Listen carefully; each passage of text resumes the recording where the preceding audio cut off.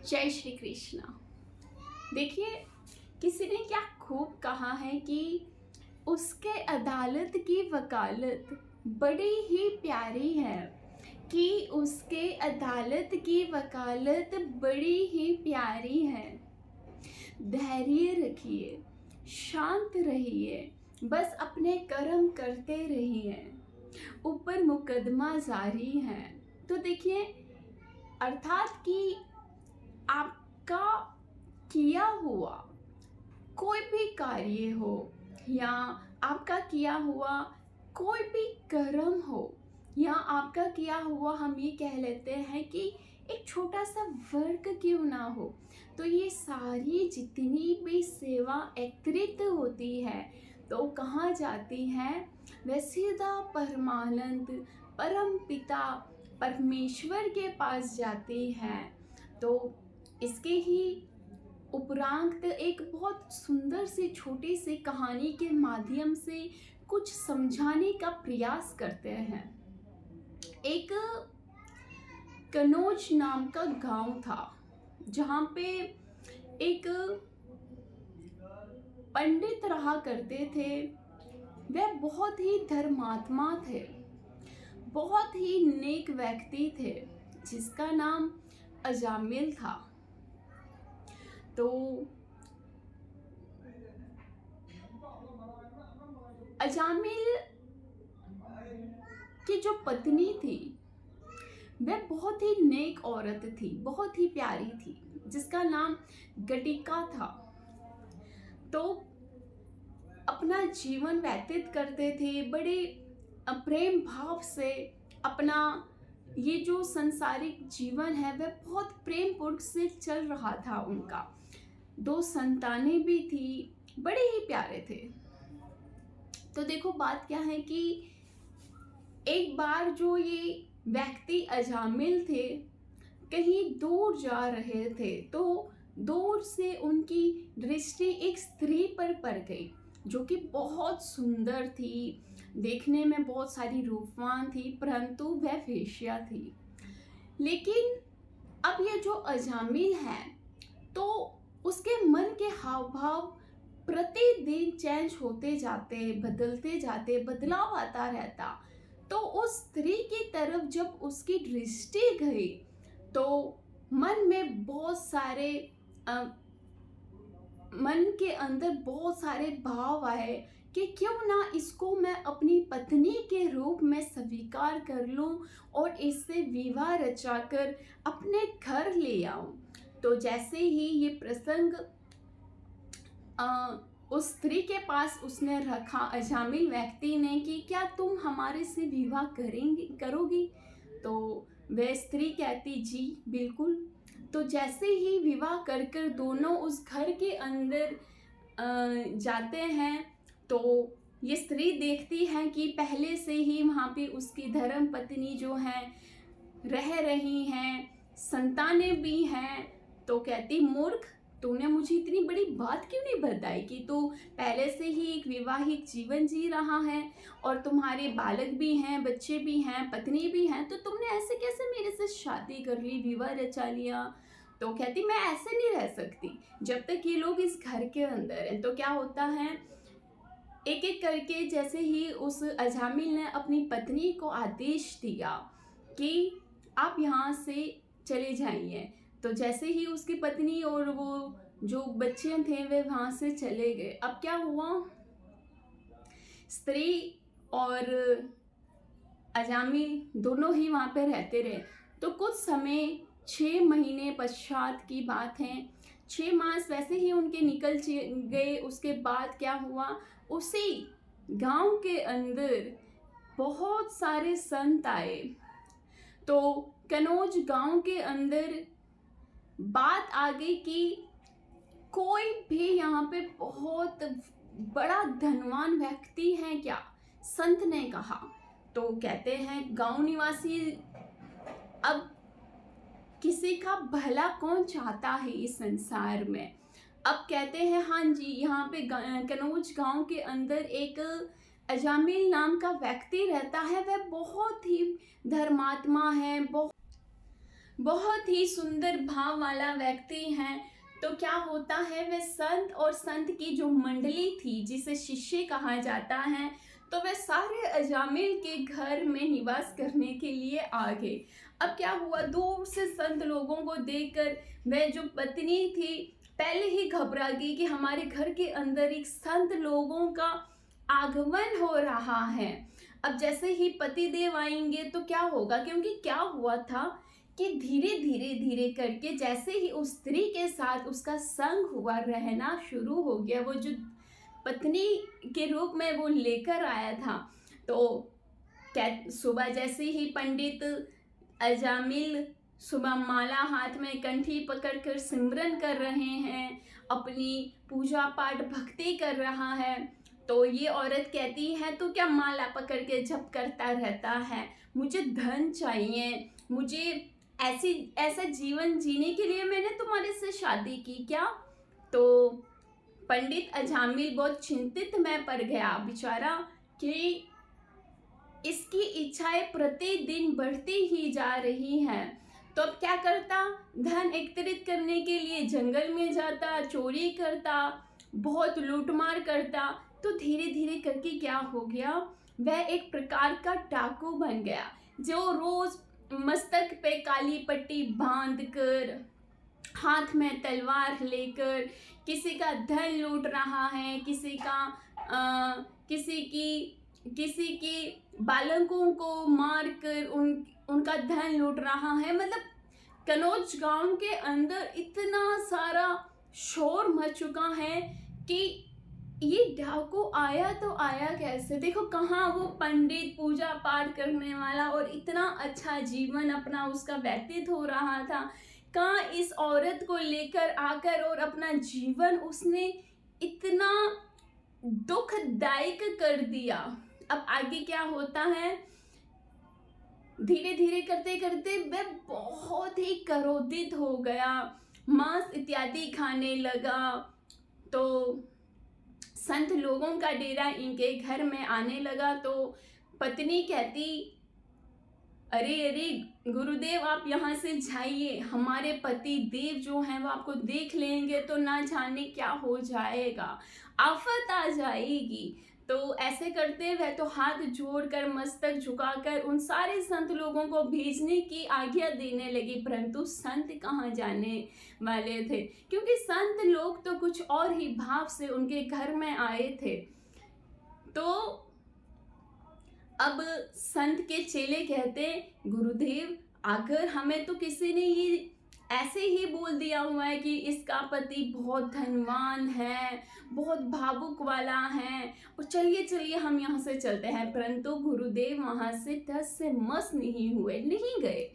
कहते हैं हम अगर आपके घर आ चुके हैं, आपकी इस कुटिया के अंदर आकर परमात्मा ने हमें भेज दिया, तो हम इस प्रकार नहीं जा सकते, हमें भोजन चाहिए, चलिए माता आप भोजन की व्यवस्था करिए।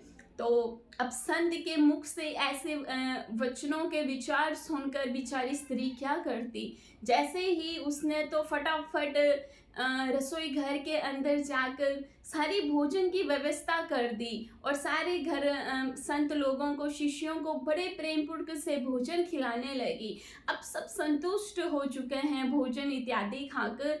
तो वह स्त्री क्या कहती, बाबा अगर आपने भोजन कर लिया तो आप जल्द से जल्द यहाँ से बस चले जाइए, हमारे पति देव आ गए तो ना जाने क्या हो जाएगा। उसके मन में इतना सारा डर बैठा हुआ था अपने पति का।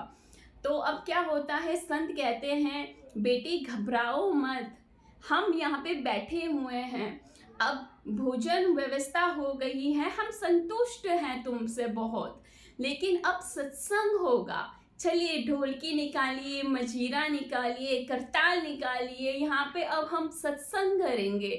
अब ये बेचारी घबराई हुई है कि पति आ गया तो ना जाने क्या कर देगा, हम पे तो करेगा, बेचारे संत लोगों को भी ना लूट ले, क्योंकि पति डाकू बन चुका था। तो अब क्या हुआ, सारे संत लोग बैठे हुए हैं, भजन हरि कीर्तन चल रहा है। हरि कीर्तन के अंदर श्री कृष्ण महाराज जी के बहुत सारा वहाँ पे रास हो रहा है।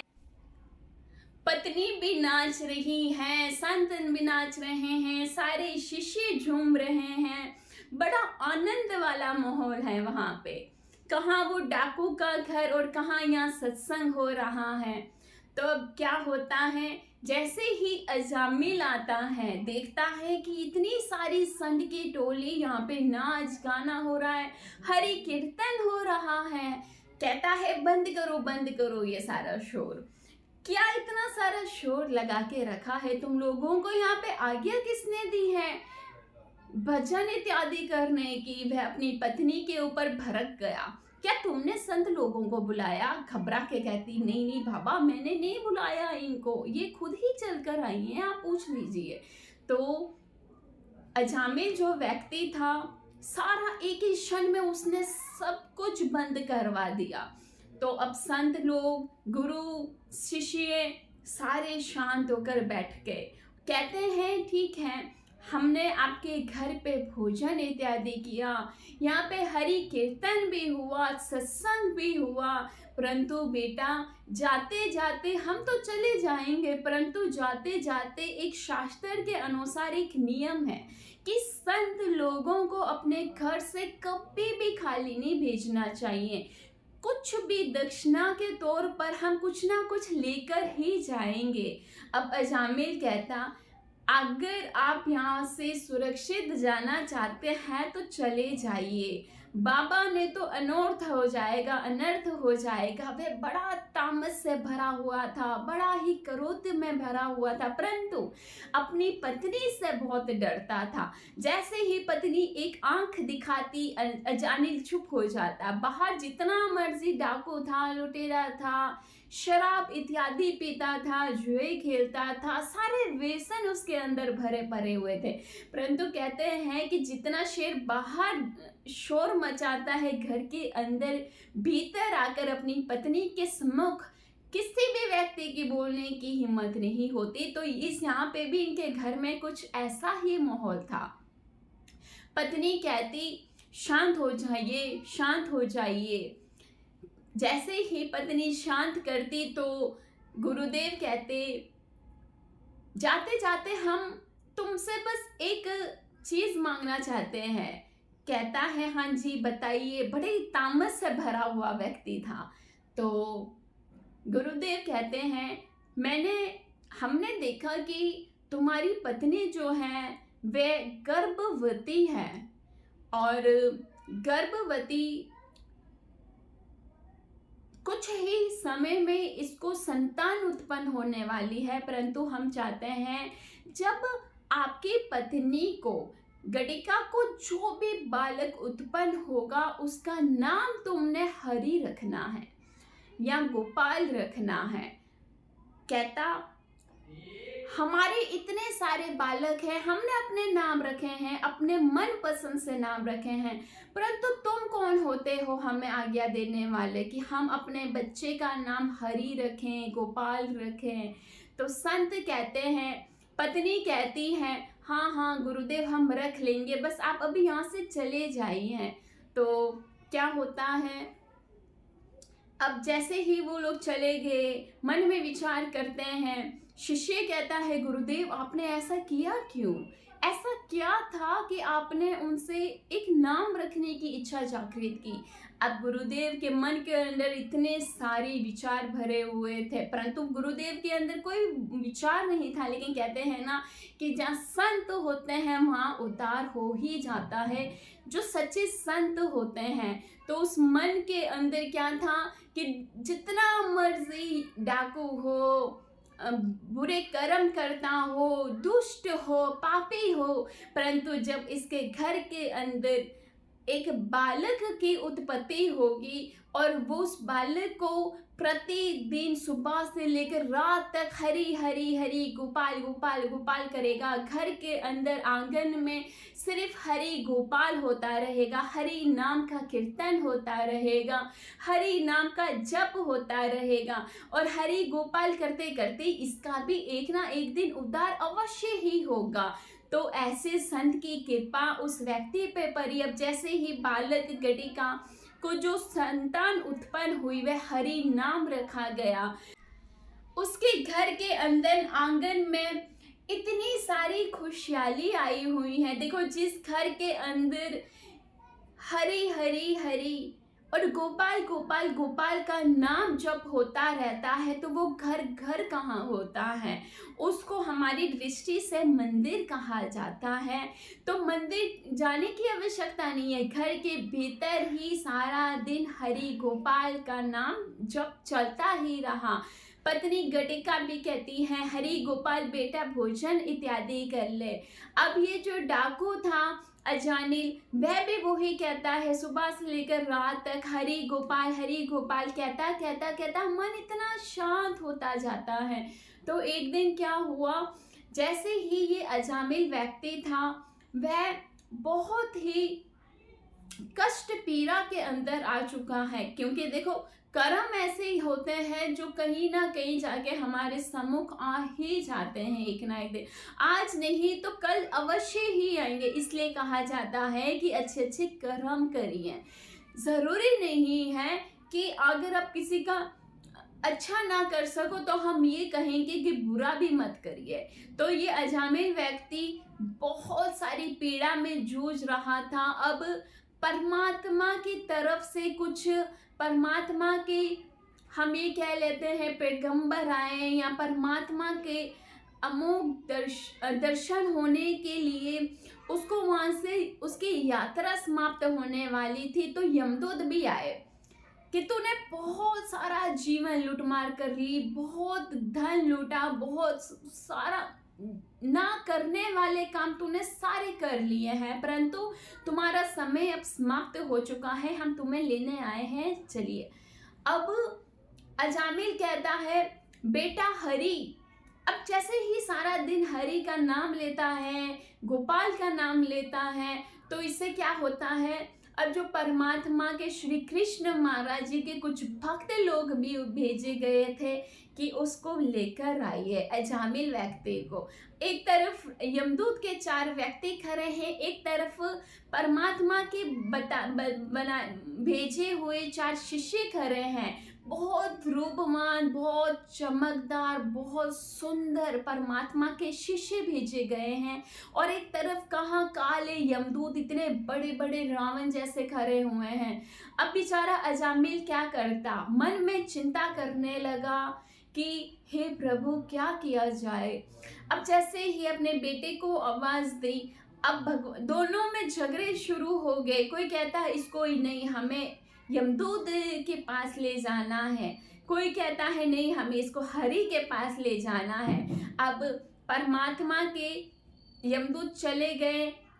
अब जो 4 भगवान जी के भेजे हुए जो शिष्य थे वो परमात्मा के पास उसको ले चले। लेकिन इसका अंत क्या होता है, सारा जीवन इतने ऐसे हीन प्रकार के कर्म करता हुआ अजामिल व्यक्ति भी परमात्मा के पास चला गया। कहते हैं ना कि जब मृत्यु बहुत समीप होती है, एक ही क्षण में सांस रुकने वाली है, वहां पे भी जब हरि नाम आ जाता है, श्री कृष्ण नाम आ जाता है, परमात्मा हमारे श्री चक्रधर स्वामी महाराज जी उस भक्ति को वहां पे संभाल लेते हैं। कैसे संभाल लेते हैं, क्योंकि उसने परमात्मा का नाम ले लिया, अंत में भी परमात्मा का ध्यान कर लिया। लेकिन बहुत टफ है, बहुत ही मुश्किल है, क्योंकि सारा जीवन जो हम प्रपंच में रहते हैं तो अंत के अंदर जाते जाते भगवान जी का नाम ध्यान करना वह बहुत ही कष्टदायक है। लेकिन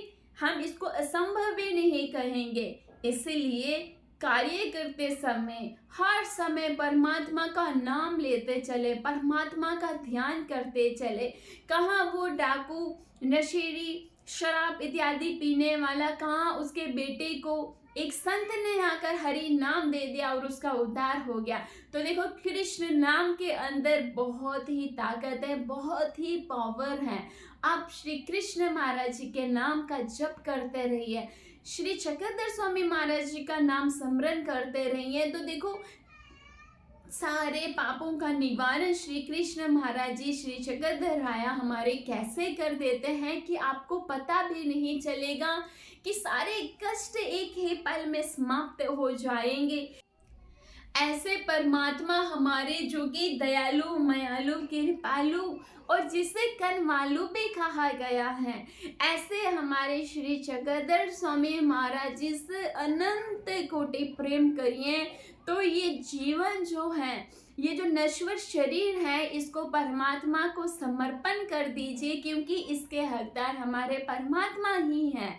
उनका दिया हुआ ही सब कुछ उनको समर्पण कर दीजिए, अपने नेत्रों को बंद कर कर कि हे प्रभु, हमारा इस संसार के अंदर कुछ नहीं है, हम तो तुच्छ हैं, हम है ही क्या, हम तो अपने आप को हम कहने के काबिल भी नहीं है कि हम कुछ हैं। इसलिए अपने मस्तक को झुकाकर विनम्र भाव से परमात्मा को अपना जीवन समर्पण कर दीजिए, क्योंकि एक ही जीवन है, ये हमारे श्री चक्रधर स्वामी महाराज जी के श्री चरणों में लग जाए, हमारे श्री दत्त बाबा जी की सेवा करने में लग जाए। ऐसा हमारा ये जो जीवन है, इसको संभालिए, इसका एक एक पल, एक एक सांस में परमात्मा का नाम लीजिए, परमात्मा का ध्यान कीजिए, परमात्मा का मनन कीजिए। जो सुख और शांति और समृद्धि आपको परमात्मा के नाम जप के अंदर आएगी, आप दुनिया का कहीं भी किसी भी स्टेज पर चले जाइए, वो शांति, वो परम आनंद आपको कहीं पे भी प्राप्त नहीं होगा, जो आपको आपके भीतर ही प्राप्त हो जाता है। तो बाहर जाने की क्या आवश्यकता। इसलिए जहाँ है, जैसे हैं वैसे ही रहिए और बस खूब प्रसन्न रहिए, परमात्मा का नाम करिए, ध्यान करिए और हरि नाम श्री कृष्ण महाराज जी का चिंतन, ध्यान और कीर्तन करते ही रहिए। वो ही आपके जीवन को उधारेंगे और वो ही आपको तारेंगे। वह है हमारे पालनहार श्री गिरिधर गोपाल श्री कृष्ण महाराज चंद्र जी। हरे कृष्णा। जय श्री चक्रधराया।